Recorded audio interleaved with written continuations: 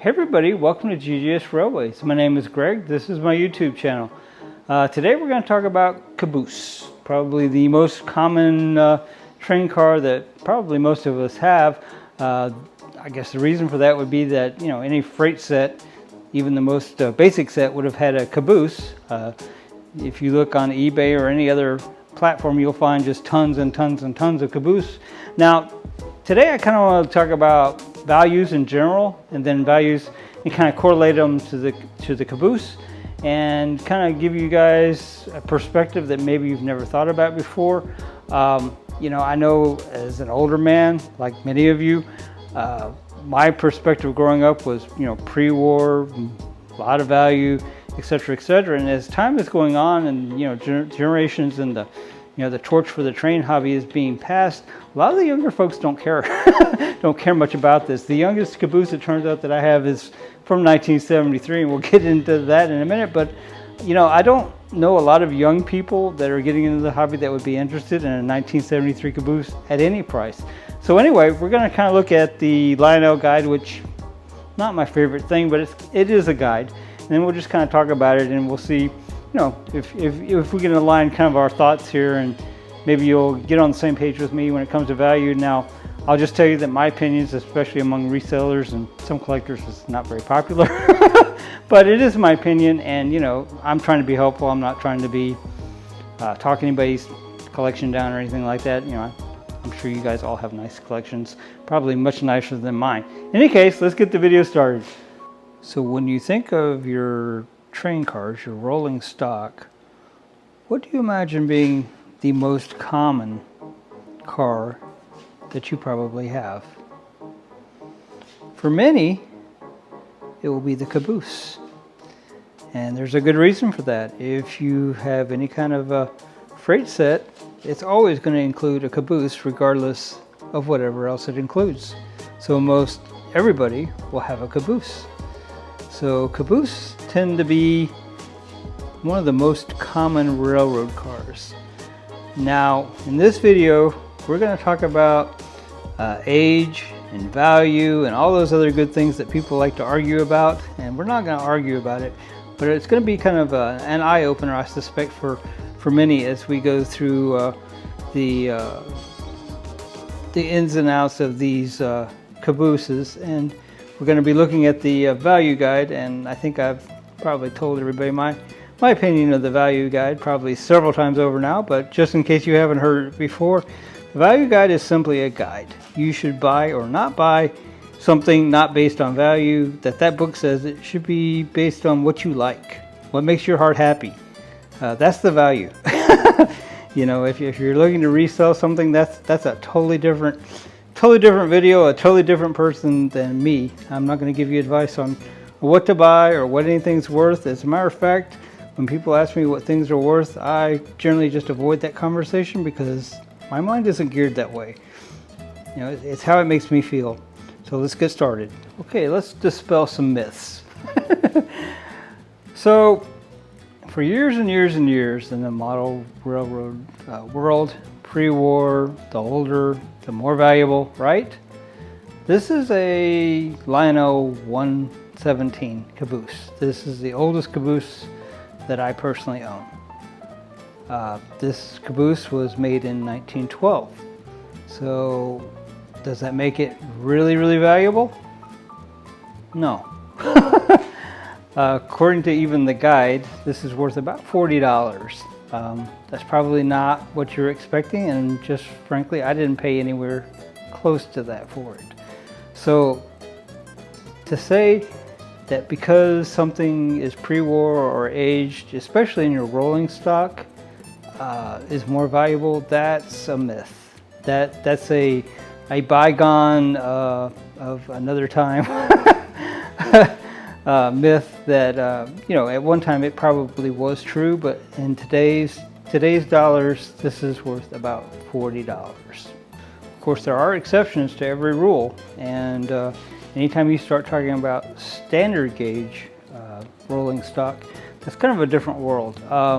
It has retained its value better, but frankly, it's still not worth what I feel that the general consensus is of model trains. For instance, this is a Lionel 517. It is standard gauge. It was produced in 1927. The guide says that this one is worth about $105. Once again, I didn't pay anywhere near that for it, but you know, just keeping that in mind. Once again, the standard gauge stuff, it's kind of like all.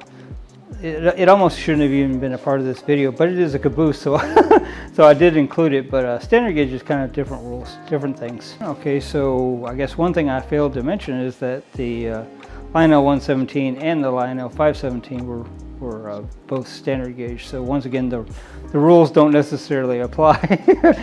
So you can see how somebody can go really astray on trying to figure out values on these things. And once again, value is what it's worth to you. Okay, so the cabooses that I'm going to show you guys, I should have mentioned this at the start, are going to go in age, the oldest to the youngest, and we're going to look at the price differences and how a lot of these prices just simply don't make sense. Okay, so for instance, here's the Lionel 807. It was produced in 1927, the same year as the standard gauge 517 that was worth $105.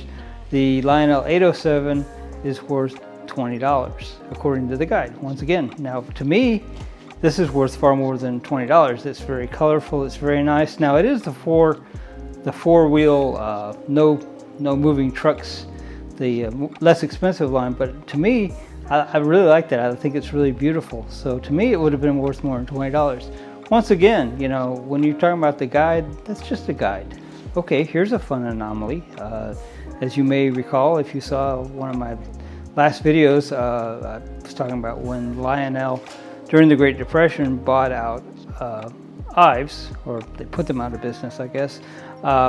So for a brief time, there was a Lionel Ives. It didn't last for very long, but this is from 1933, and you'll notice that the value on it is $35, and here in a minute I'm going to show you why that's kind of interesting. Okay, so this is the Lionel 1682. It's exactly the same as the Ives that I just showed you, produced in exactly the same year. Other than the color, it is identically the same car, and the guide says it's worth $9. You see? Do you see how you can really go astray? I mean, it's really easy to get caught up in these values, and frankly, at the end of the day, it just doesn't mean anything. Okay, so next in order of age, we have the Lionel 657. This was from 1933, and the guide once again says it's worth $20. Now you may recall that the Lionel 807, which looks identical, but only has the four wheels as opposed to the 8 and the movable trucks on this one, was also $20. The more you the more you look at these values, the more they don't make sense. So, all right, let's move on to the next example. Okay, so next we have the 1940 Lionel 2657, and this one is worth $30. Now, this is basically the same as the 657 that I just showed you, but because it has a slightly different roof and a slightly different color on the windows, this one is $30. So, does that make a difference to you? Because, you know, to me, it doesn't really make that big a difference. It just makes you wonder who decided, you know, that this was worth $10 more than the other one. All right, let's move on. Okay, then from 1941 we have the Lionel. This is the 2672 car. Now it's hard to tell that because you'll notice on the body it says 477618. That's not the that's not the car number. Lionel did some weird things with their numbering, and oftentimes you'll find the number on the bottom. So, and it's kind of hit and miss on that. Anyway, to me, this is a really nice car. This is a really nice looking car, and certainly somewhat nicer than some of the others. But once again, $20. So is it worth $20 to you? Is it worth more than $20 to you? That's how you decide. Okay, next from 1945 we have the Lionel 2457 car. This is one of my favorite cars. It's a lit caboose, and it's really nice. I actually have two of them. You'll notice that one looks barely played with, other than the smokestack being broken. Then this guy looks like he's just, you can tell that somebody had a lot of fun. They played with some paint. Some of the guardrails are missing. This is I like to buy things like this because I like things that people have enjoyed. That's nice, but if it was between the two, I would buy this one. So once again, $13 for these guys. Okay, so from 1948, this is a Lionel 6257 car, and I actually quite like this car. It's weighted really nicely. It's still got the metal trucks and the metal wheels, but yet you'll notice that it's in the guide it's $8. To me, this would be worth more than $8. So that's, you know, once again, just giving you an idea of how these values kind of work, and you know, or how they don't work, I guess is what I'm trying to show you. All right, so now we're going to take a little bit of a departure, and we're going to show you everything together again, and well, you'll see in a minute. Okay, so do you remember at the first of the video, I showed you the entire collection of cabooses? Well, these are all Lionel cabooses. I have others, but these are the Lionel. So of all these, keeping in mind that they go from oldest to youngest way down there, which one of these do you imagine, according to the guide, these are all scale, once again from oldest down to youngest, which of these do you imagine, according to the guide, has the most value? And I'll go a little slower. Now, no fair peeking if you can see the numbers. All right, you got it? So what did you guess? So in 1953, Lionel came out with this guy. And this one is a 6417 car. It is made in 1953, and according to the guide, $129. Now, once again, I didn't pay anywhere near that. I wouldn't have paid, you know, even close to that. But can you see how value can be really subjective? I mean, is that worth $129 to you? It's not worth $129 to me. Okay, so as I just showed you, this is the 1953 Lionel 6417. This is called a porthole caboose, and I mean, it is nice. I think it looks cool, but I don't understand why it is so much more valuable than some of the others. But according to the guide, this is $129. Once again, I didn't pay anywhere near that. So, all right, let's move on. All right, and then in 1959, Lionel produced a 6057 caboose, and this poor guy, apparently, according to the guide, is only worth $3. And you'll notice that this one is a little shorter than this guy because somebody has shaved off the the roof, which I think pretty much makes this one worth nothing. But I tell you what, I love it. I love when I get things that have been played with, things that have been enjoyed, because it makes me happy. To me, there's nothing a lot sadder than a toy that's never been out of the box or never been played with or enjoyed. So that's just my personal opinion. Take it for what it's worth. $3 a piece. Yeah, I don't know. To me, I think it would be worth more than $3. Okay, here we're going to have another example of how values can be kind of weird. Of course, you know, everybody knows that, you know, the road names and so forth, that matters. Frankly, to me, that it doesn't make a bit of difference. I mean, nothing. I mean, you know, but, you know, some people are really enamored with specific road names and so forth. And when I first got this caboose, I thought it was probably less valuable because it was blue, but I was wrong.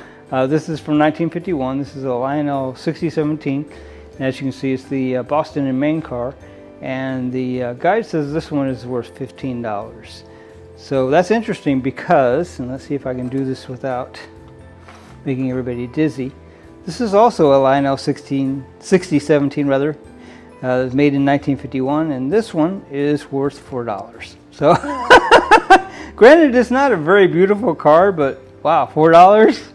All right, let's move on. Okay, so this one actually surprised me because I thought this was probably one of the least, well, I don't even want to use the term valuable, but least desirable cars that I had. I have two of them.